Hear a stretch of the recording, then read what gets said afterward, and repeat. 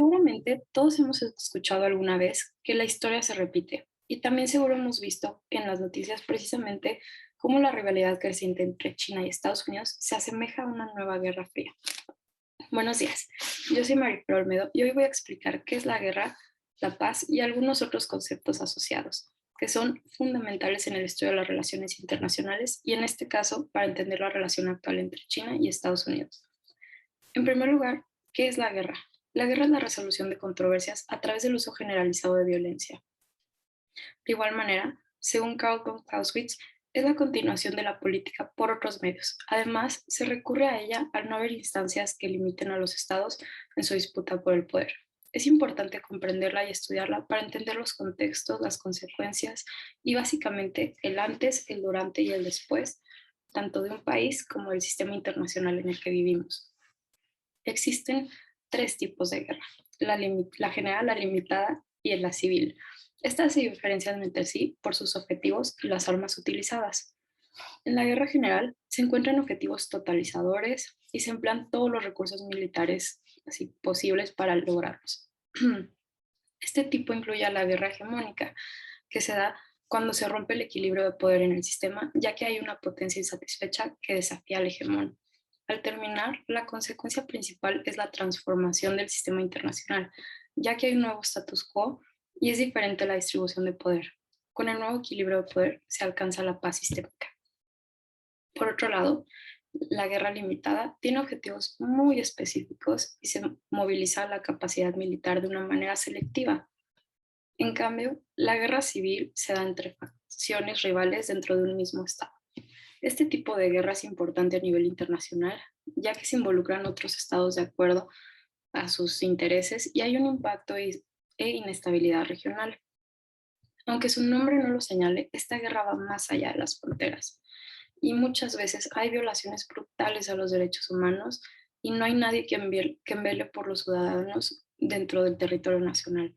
Y es aquí cuando entran otros estados y también se da pie a muchos fenómenos, siendo un claro ejemplo la migración. Sin embargo, la guerra no es la única manera de relacionarse dentro de las relaciones internacionales. También se puede alcanzar la paz y la cooperación dentro del sistema internacional. La paz es tal cual la armonía, el equilibrio de poder, la cooperación y la ausencia de conflicto. Hay distintas maneras de alcanzarla y mantenerla según las distintas perspectivas teóricas, ya que no se da de manera natural. En este caso, explicaré el concepto tan importante de la paz desde la perspectiva del liberalismo y del realismo, siendo estas las teorías clásicas por excelencia. Así que, antes de comenzar, es importante destacar que un elemento clave para ambas perspectivas es la disuasión, que consiste en hacer de sentir a alguien de un propósito. Se podría decir que también es la amenaza del uso de fuerza para prevenir el uso de la fuerza, aunque suena un poco confuso. Pero en todo caso, se desincentiva el uso de la fuerza, ya que los costos serían mayores que los beneficios. Ahora, según el realismo, la paz es ausencia de conflicto y la cooperación no es clave. Solo entra en juego la disuasión. Por lo tanto, los únicos mecanismos efectivos para mantener la paz es el equilibrio de poder y la defensa colectiva. La defensa colectiva consiste en un sistema de alianzas contra un enemigo común previamente identificado. Realmente, este tipo de alianza se forma ya cuando existe la amenaza, por ejemplo, la OTAN y el Pacto de Varsovia, pero por lo mismo son temporales, porque así como cambian pues las alianzas, también cambian los enemigos. Entonces, para los liberales se lleva a cabo un mecanismo totalmente diferente, que viene siendo la seguridad colectiva. Es de tal manera porque los liberales creen en las instituciones, en las reglas y en los incentivos para la cooperación. La seguridad colectiva es un acuerdo mediante el cual todos los Estados miembros aceptan que la seguridad de cada uno de ellos es importante para todos. Entonces se comprometen a no agredirse entre ellos y a defender a los que sean agredidos. Este tipo de sistema busca que todos formen parte de él y que sea permanente para que funcione y sea efectivo. Aquí se desincentiva el uso de la guerra, ya que todos están comprometidos a mantener la paz y existe la amenaza de la sanción colectiva, que a nadie le conviene. Entonces, Yo creo que dentro de este bloque temático es importante conocer lo básico de lo que fue la Guerra Fría, ya que rompió con muchísimos supuestos y fue un fenómeno completamente nuevo, nunca antes visto, puesto que en este periodo se percibía una inmensa hostilidad y competencia entre las dos potencias de su momento, que era Estados Unidos y la Unión Soviética, pero nunca hubo un conflicto armado directo entre ellos. De igual manera, fue un periodo de estabilidad sistémica, según el internacionalista e historiador John Lewis Gaddis. Si prestamos atención a esto, nos podemos dar cuenta que se está viviendo algo muy parecido en la actualidad, que suena familiar. Entonces, a continuación, resumiré tres artículos de la revista Foreign Affairs Latinoamérica que se centran en esta nueva rivalidad, que realmente no está nueva, y en sus efectos dentro de la realidad internacional. El primero es China y Estados Unidos, repercusiones mundiales de una nueva bipolaridad. Este artículo menciona que después de la Guerra Fría, donde claramente el sistema era bipolar, encabezado por la Unión Soviética y Estados Unidos, ya no hay certeza en cuanto al orden mundial que se vive. A pesar de la preponderancia de Estados Unidos, con el paso de los años han surgido nuevos actores y al mismo tiempo su poder se ha ido debilitando.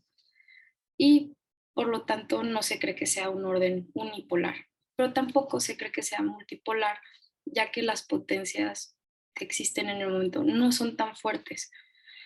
Y ante esto nos queda una opción, el sistema bipolar, que es donde Estados Unidos y China son las potencias más fuertes actualmente y hay una clara rivalidad.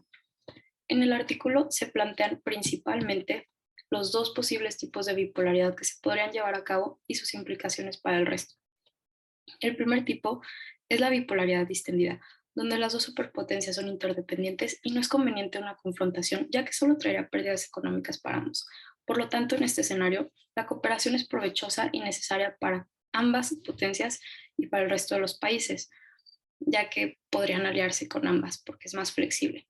En cambio, bajo una bipolaridad rígida, todo es más restrictivo y tenso. Según el realismo ofensivo, los estados se expanden cuando tienen el poder de hacerlo y su objetivo es fortalecer su poder mientras debilitan el del otro.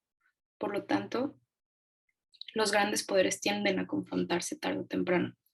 Y según el realismo defensivo, los estados se expanden cuando se sienten amenazados. En términos generales, según la hipótesis realista, la bipolaridad entre las dos potencias se va a volver más rígida hasta que uno de los dos se imponga. Este escenario sería el más peligroso y el más costoso para todos, con grandes implicaciones económicas y se vería la necesidad de los demás países de elegir un bando. Y pues bueno, el segundo artículo es Latinoamérica ante la competencia entre China y Estados Unidos, donde se discute lo inquietante que es para Estados Unidos que China esté cada vez más presente en Latinoamérica, donde contempla el proceso como de región de interés a región de influencia. Por lo tanto, plantea que en las relaciones bilaterales de cada país con las potencias intervienen intereses materiales, políticos y valores, lo cual ya sabemos.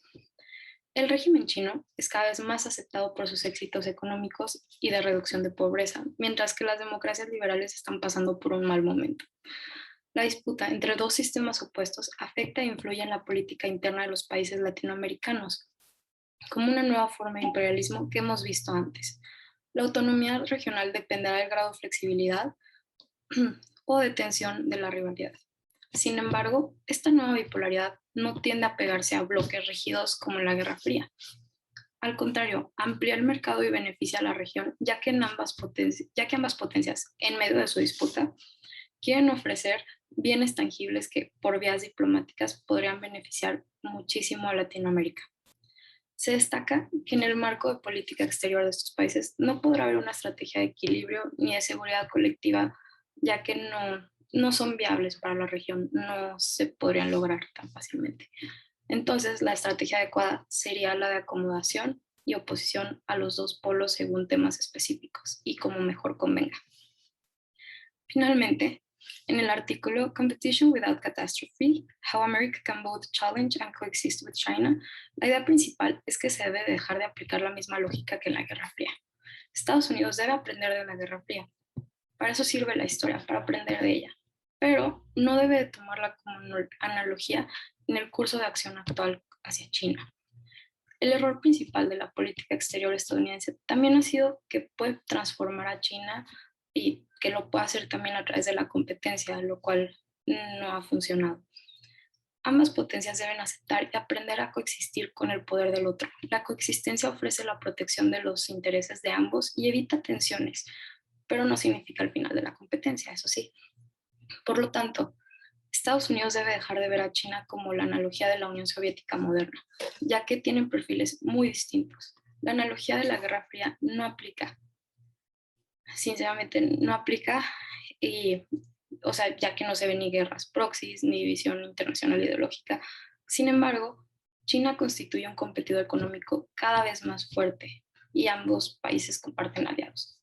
Entonces, en pocas palabras, ambas potencias deberían coexistir en los aspectos competitivos, como el militar, económico, político y de gobernanza global, puesto que en cada uno de estos aspectos hay ciertas tensiones. Entonces, por lo tanto, deberían de establecer reglas y acuerdos para evitar malos entendidos y prácticas injustas. Otra preocupación es que si China se vuelve potencia, otros países se volverían autocracias. Mientras crezca su influencia, Estados Unidos debe evitar ver a los países terceros solo en base a su relación con el rival o como campos de batalla, que es lo que recomienda el autor. Sin embargo, para coexistir, Estados Unidos, o sea, no significa que Estados Unidos debe dejar de denunciar el maltrato a los derechos humanos que se dan en China. Y pues ambas potencias deben ver la cooperación en problemas y retos más grandes como necesaria para ambos. Si algo debe tener en cuenta Estados Unidos, también como idea clave de la guerra pasada fría, es que las alianzas y las relaciones con otros países son muy importantes. No puede perder de vista eso. Y pues bueno, yo creo que es claro el hilo conductor de estos artículos, que al final llegan a la conclusión de lo que es más conveniente para las potencias y para los demás estados, que sería que la bipolaridad fuera distendida, donde ambas aprendieran a coexistir con el poder de la otra y no se obligara a tomar bandos. Al final, todo depende de qué posición decidan tomar las potencias ante esta rivalidad y que no tomen como referencia a la Guerra Fría, ya que la situación es muy distinta. A pesar de que puede servir para entender las actitudes de los estados, su historia política exterior, no deben de dejar de definirse por esta. El sistema internacional es diferente, ha sido transformado por distintos conflictos, por nuevas maneras de cooperar y necesidades cooperativas.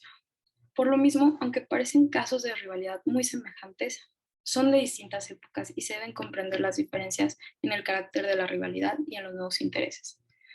Y pues bueno, la rivalidad entre Estados Unidos y China ejemplifica los conceptos estudiados en este bloque. Por lo tanto, cada uno de estos artículos es pertinente, ya que se puede determinar el tipo de guerra que es, en este caso hegemónica, sus posibles implicaciones en el sistema internacional y en la distribución del poder.